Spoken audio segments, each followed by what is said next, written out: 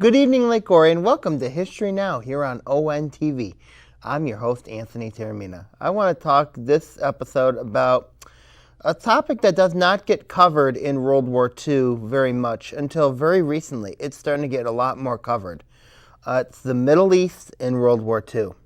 Now, as I mentioned earlier, it does not get covered very much in World War II history. A lot of the focus tends to be more on Europe, particularly France and Britain and Germany and Italy, Asia with the war with Japan, and also the war in Africa, particularly in Libya and in Egypt, and also western parts of Africa, including Morocco and obviously Operation Torch. It was seen as part of the European theater, which Britain and France both had territory in the Middle East. Germany was involved, though Hitler did not really want to particularly get involved in the Middle East. Hitler wanted to focus more on Russia at that time. He felt that the Middle East could wait. He didn't particularly want to get involved in the Middle East, but Germany did provide some support in the Middle East, as I will tell you later in this episode.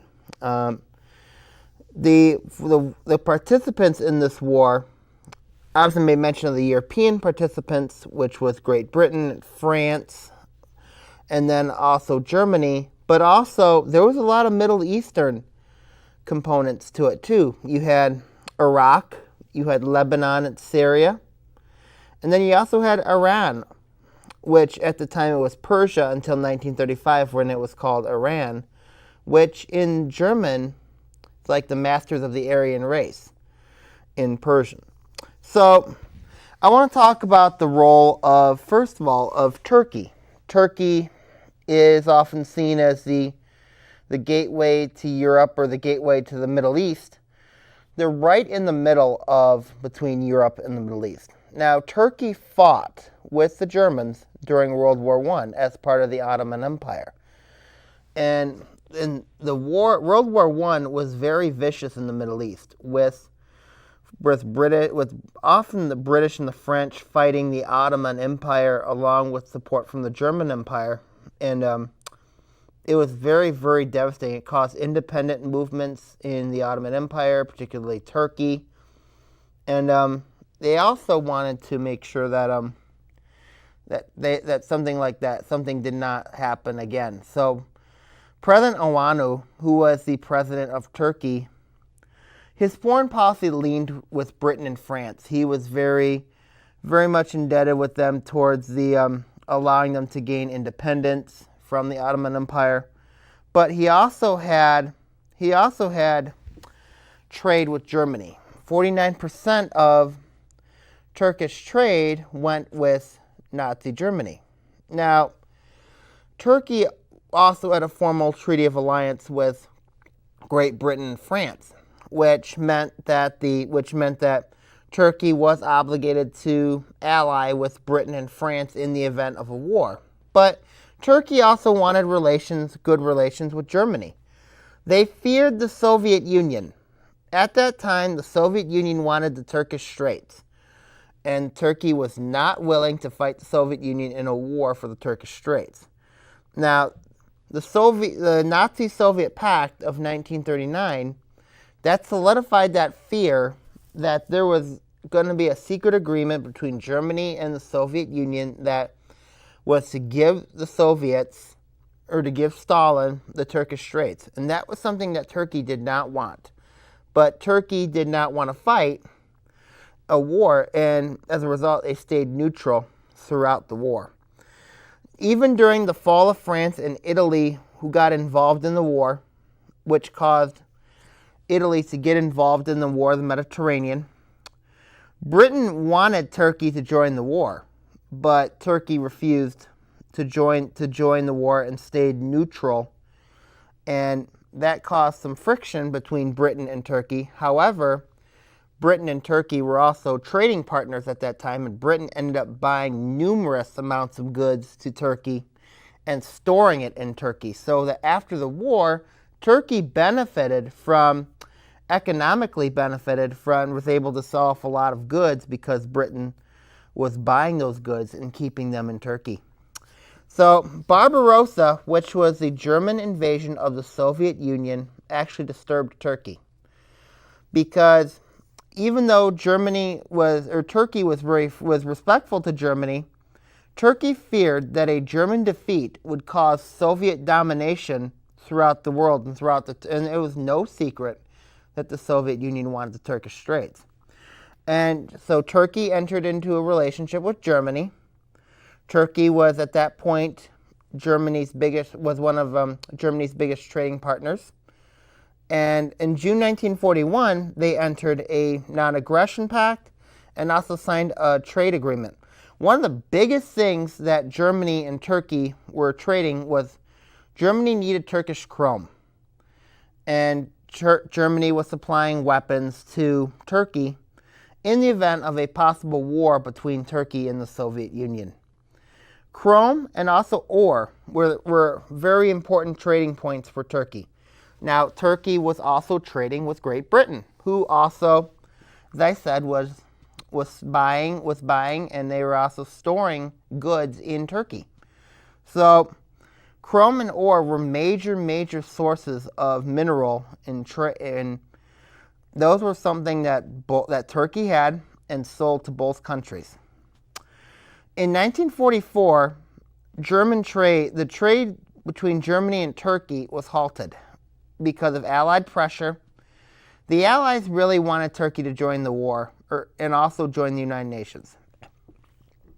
In August of 1944, Turkey severed diplomatic relations with Germany, and it declared war on Germany in order to join the United Nations.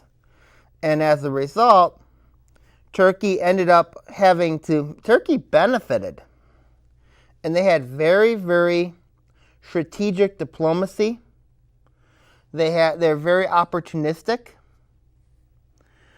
And also Turkey wanted to be friends with Europe, particularly Britain, France, and Germany. And they conducted business with both Britain and Germany. They were one of the 7 neutrals in World War II, and Turkey might have been one of the more important ones. During the occupation of Hungary, Turkey allowed several diplomats of occupied countries to come into Turkey, and they were able to do business and were able to protect those who were in serious danger from the Germans. Turkey also protected several Jews who went into Turkey and would eventually go into Palestine, and that was a whole nother issue, as I'll get into in a little bit. Turkey did protect and allowed Jews to come into Palestine, and it stirred some severe friction amongst Arabs who were living in Palestine and the Jews that were coming into Palestine, and it caused the entire Israel-Palestinian conflict to really rise up in intensity. And but Turkey's not fully to blame for that. Turkey was very fortunate. They were very opportunistic, and they saved their country from disaster, learning what had happened in World War I, where Turkey was just devastated. I mean, several deaths, several casualties, a lot of buildings, infrastructure was destroyed. It further caused the Ottoman Empire, the sick man of Europe, to crumble and eventually die. And Turkey did not want to have any part in any more wars. And they were very fortunate to have been able to get out of the war pretty much unscathed. So when we come back to history now, I want to talk to you about from April of 1941 to about September of 1941. This was truly one of the biggest wars in the Middle East, which went to 3 countries when we return to History Now here on ONTV.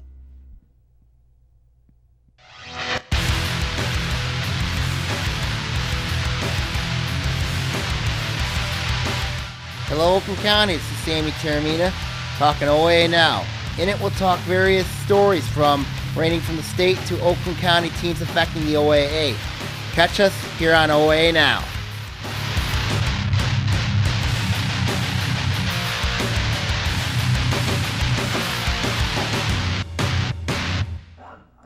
Welcome back to History Now here on ONTV. I want to talk about the Middle East in World War II. I want to talk about the major theater that occurred in the Middle East during World War II, which was the wars in Iraq, Lebanon and Syria, and Iran.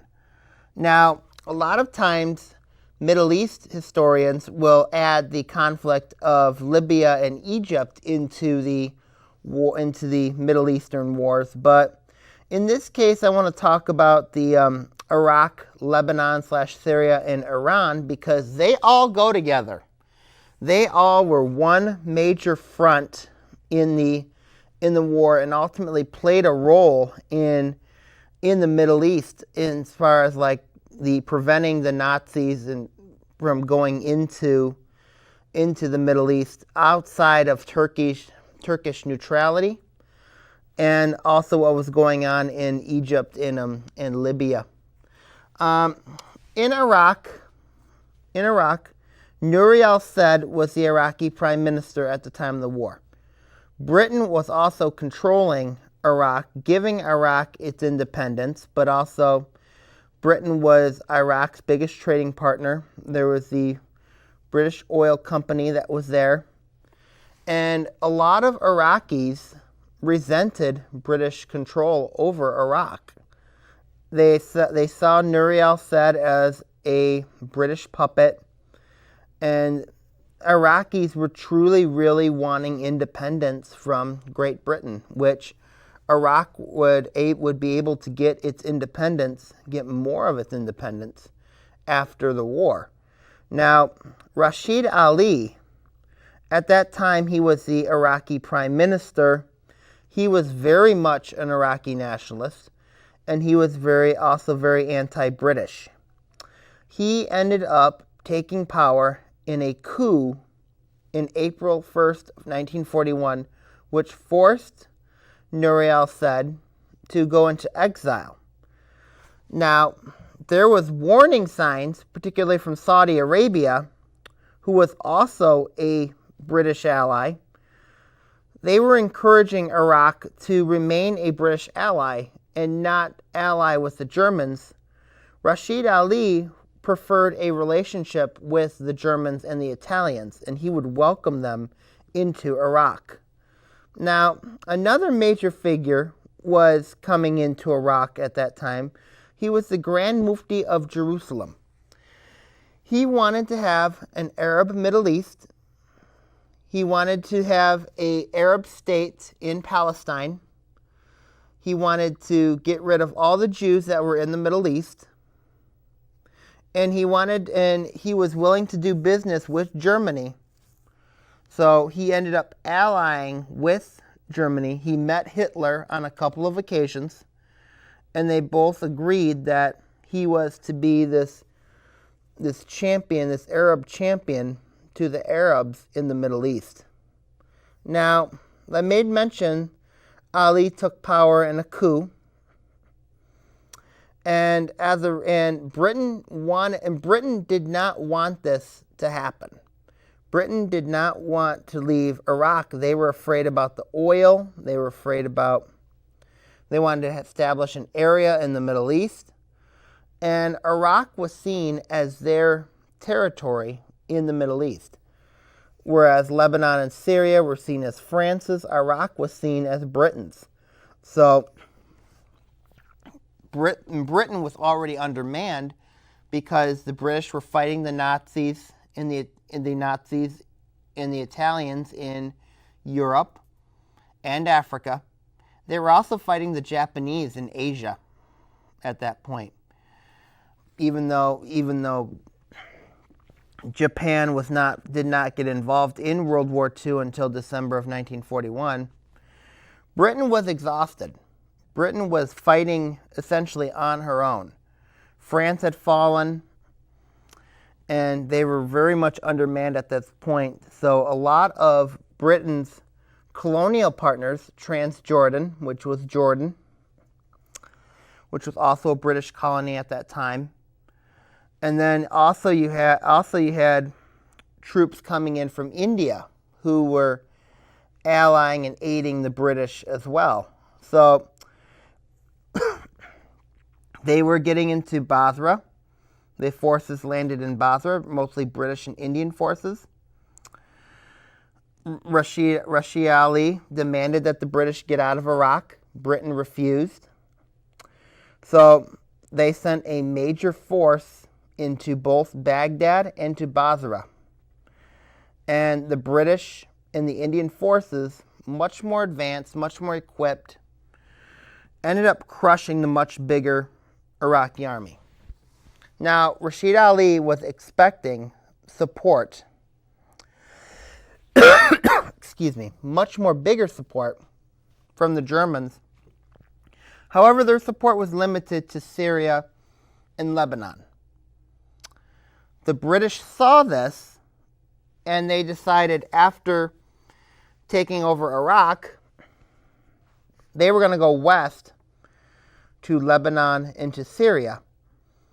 At this point, the Grand Mufti fled east to Iran, and then Rashid Ali also fled to Iran, but would eventually get captured and be in exile.